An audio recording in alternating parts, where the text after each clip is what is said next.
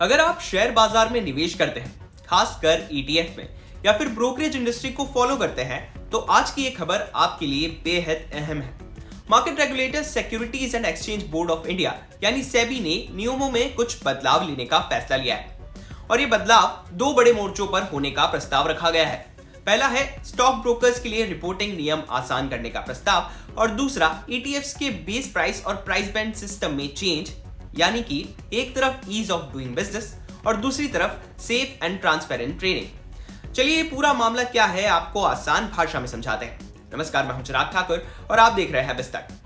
पहले बात करते हैं कि ब्रोकर्स के लिए क्या बदलने वाला है। बता दें कि 17 जून 2025 को सेबी ने स्टॉक ब्रोकर्स के लिए सख्त नियम लागू किए थे। इनके तहत हर बैंक और डीमेट अकाउंट का साफ नामकरण जरूरी, हर अकाउंट को सही तरीके से टैग करना जरूरी था, अकाउंट खुलने और बंद होने की जानकारी स्टॉक एक्सचेंज को देना जरूरी है, मतलब पूरी पारदर्शिता।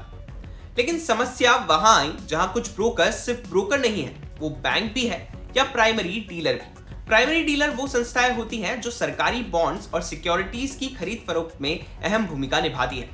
अब अगर कोई संस्था बैंक भी है और ब्रोकर भी, तो क्या उसे अपने पूरे बैंकिंग बिजनेस के अकाउंट्स भी स्टॉक एक्सचेंज को बताने होंगे? पहले ऐसा ही हो रहा था, लेकिन सेबी ने बैंकों को राहत दी कि वो सिर्फ वही अकाउंट रिपोर्ट करे जो ब्रोकिंग बिजनेस से जुड़े हो। अब सेबी यही राहत प्राइमरी डीलर्स को भी देने का प्रस्ताव लेकर आया है। प्रस्ताव क्या कहता है? जो डीमेट अकाउंट सिर्फ प्राइमरी डीलर या अन्य गैर ब्रोकिंग काम के लिए है, उन्हें टैग करने की जरूरत नहीं है। जो बैंक अकाउंट ब्रोकिंग से जुड़े नहीं है, उन्हें रिपोर्ट करने की जरूरत नहीं है। यानी डुप्लीकेट रिपोर्टिंग खत्म, अनावश्यक कागजी बोझ कम, लेकिन ब्रोकिंग से जुड़े अकाउंट्स पर निगरानी जारी रहेगी। इसका मतलब ये नहीं है कि नियम ढीले हो रहे हैं, बल्कि नियम ज्यादा व्यवहारिक बन रहे हैं। अब बात करते हैं ईटीएफ ट्रेडिंग में होने वाले बड़े बदलाव की। सबसे पहले ईटीएफ होता क्या है? ईटीएफ यानी ऐसा फंड जो शेयर की तरह स्टॉक एक्सचेंज पर खरीदा या बेचा जा सकता है। लेकिन असली सवाल यह है कि आप जो कीमत देखकर ईटीएफ खरीदते हैं, वो तय कैसे होती है? अभी तक का जो सिस्टम था वो थोड़ा पुराना था। ईटीएफ का बेस प्राइस निकालने के लिए 2 दिन पुराने डेटा यानी T2 दिन की एनएवी इस्तेमाल होती थी। एनएवी यानी कि नेट एसेट वैल्यू। सीधे शब्दों में कहें तो उस ईटीएफ के अंदर जो शेयर या बॉन्ड रखे हैं, उनकी कुल असली कीमत। अब जरा सोचिए, बाजार हर सेकंड बदल रहा है, ग्लोबल मार्केट्स में हलचल हो रही है, इंडेक्स ऊपर से नीचे हो रहा है, लेकिन हम आज की ट्रेडिंग शुरू कर रहे हैं 2 दिन पुराने डेटा से। यहीं से गड़बड़ शुरू होती थी।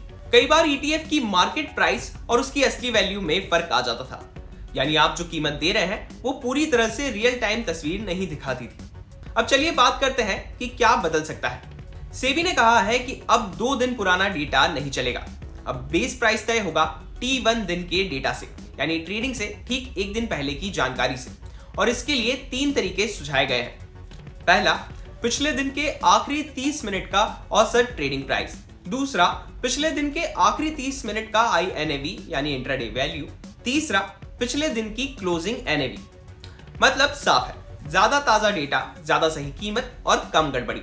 इससे ETF की बाजार कीमत और उसकी असली वैल्यू के बीच बेहतर तालमेल रहेगा।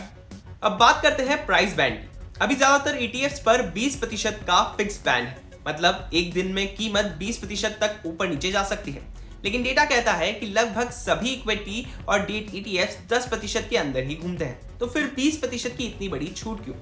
अब प्रस्ताव यह है कि शुरुआत 10% से होगी, अगर जरूरत पड़ी तभी इसे धीरे धीरे बढ़ाया जाएगा, और अगर अचानक तेज गिरावट या उछाल आया तो सिस्टम 15 मिनट का ब्रेक देगा।